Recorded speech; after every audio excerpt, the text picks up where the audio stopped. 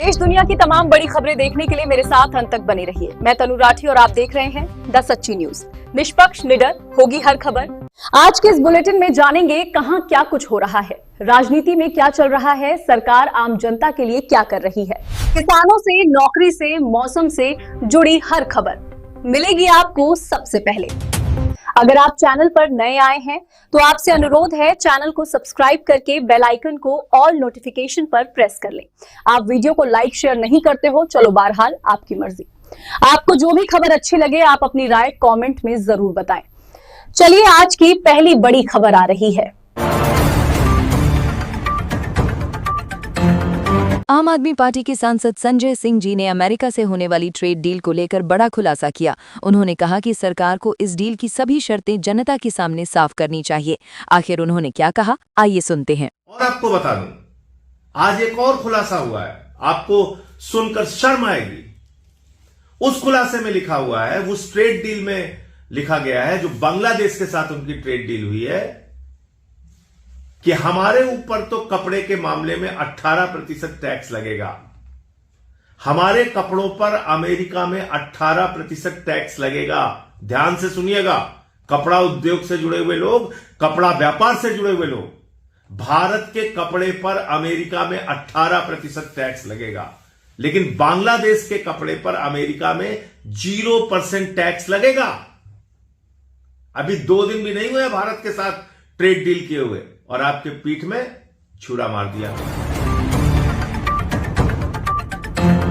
पंकज श्रीवास्तव जी ने राहुल गांधी जी को लेकर प्रतिक्रिया दी। उन्होंने और क्या बताया, सुनिए। हम उस दिन सोच रहे थे कि राहुल गांधी जी कुत्ता को एंटरटेन कर रहे, कुत्ता को बिस्किट खिला रहे, हेमंत बिस्व शर्मा को क्यों नहीं पूछे।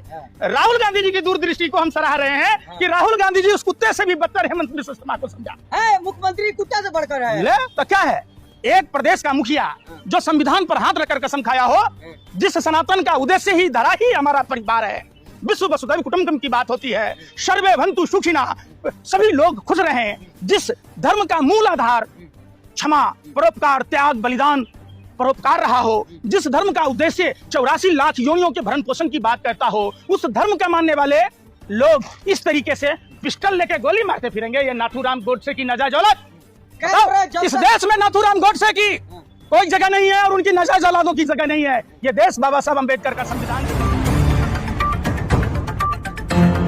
राहुल गांधी जी ने प्रधानमंत्री मोदी जी को डरपोक बताया। उन्होंने कहा कि प्रधानमंत्री कठिन सवालों से बचते हैं। इस बयान के बाद सियासत गर्मा गई है। आखिर उन्होंने क्या कहा, सुनिएगा। स्पीकर साहब, मैंने बोला जब चोक लगाते हैं दूसरे व्यक्ति की आंख में देखते हो तो डर दिखता है। सर, पीएम की आंख में डर दिखता है, दिख रहा है सर। सर, आंख में आंख नहीं मिला पाते हैं। स्पीकर साहब, सर 2 चीजें हैं सर। एक sir Epstein case sir, 3 million files are still locked up. एक शख्स ने ब्राह्मण समाज को लेकर बयान दिया। उन्होंने उनकी सामाजिक और राजनीतिक भूमिका पर सवाल उठाए। इस पर सोशल मीडिया में बहस तेज हो गई है। उन्होंने क्या कहा, सुने। ये वही स्वर्ण समाज है। जब मोहन यादव ने ये कहा था कि मैं 27% आरक्षण की सारी सीट अपने प्रदेश में भरूंगा, तो ये सारा स्वर्ण समाज, सारे जितने ये साढ़े चार हैं जो धर्मगुरु बनते हैं, निकम्मे सारे ये आ गए थे कि ये जो मोहन यादव है ये राम विरोधी है, ये धर्म विरोधी है। ये मतलब कितनी गालियां उसे बकी थी जब उसने 27% की बात की थी। ये वही लोग हैं जो ओबीसी को भी आरक्षण देना नहीं चाहते, एससी को भी आरक्षण देना नहीं चाहते। ये महिला विरोधी भी हैं और ये किन्नर विरोधी भी हैं, क्योंकि किन्नरों की सुरक्षा की बात उस नियम में कहा गया है। उस नियम में ये कहा गया कि अगर किन्नर पड़ता है, क्योंकि इस देश के अंदर किन्नरों का जितना अपमान किया जाता है उतना ही दलितों का किया जाता है। किन्नरों को छोटी छोटी बात पे ये कहा जाता है चल हिजड़े, चल चक्के, लेकिन उस कानून में किन्नरों की बात नहीं। एक चाचा जी ने राहुल गांधी जी को लेकर अपनी राय रखी। उन्होंने कहा कि देश को मजबूत नेतृत्व की जरूरत है, सिर्फ आरोप लगाने से समाधान नहीं निकलता। आखिर उन्होंने क्या कहा, सुनिएगा। राहुल गांधी में क्या कमी है, उसमें अच्छाई बताइए क्या है। उसमें एक अच्छाई है कि वो इंदिरा गांधी का पोता है, वरना उसमें कोई अच्छाई नहीं। उसको पता ही कुछ नहीं किसी भी बात। आप मानते हैं कि पढ़ा लिखा है, आप मानते हैं कि युवाओं की बात कर रहे हैं। पढ़ा लिखा नहीं है वो, पढ़ लिख के एक बात, वो तो ये भी नहीं सीख के आया वो कहते हैं वो तो पढ़ा लिखा है, पप्पू उसको बना दिया, किस चीज़ की डिग्री है भाई उसके पास। ये जो बात वो अब कहते हैं ना कि जातियों में बांटूंगा मैं सारे देश को, अरे ये काम तो लल्लू का बेटा और मुलायम का बेटा तुम्हें सिखा देते हैं बिना फीस फ्री में, है पागल। उनको गुरु धारण कर दोनों को, बहुत बहुत कर रहे हैं। एक शख्स ने हेमंत बिस्व शर्मा को लेकर टिप्पणी की। उन्होंने उनके कामकाज और बयानों पर सवाल उठाए। क्या कहा गया? हेमंत बिस्व शर्मा को मियाँ का बीमारी लग गया है।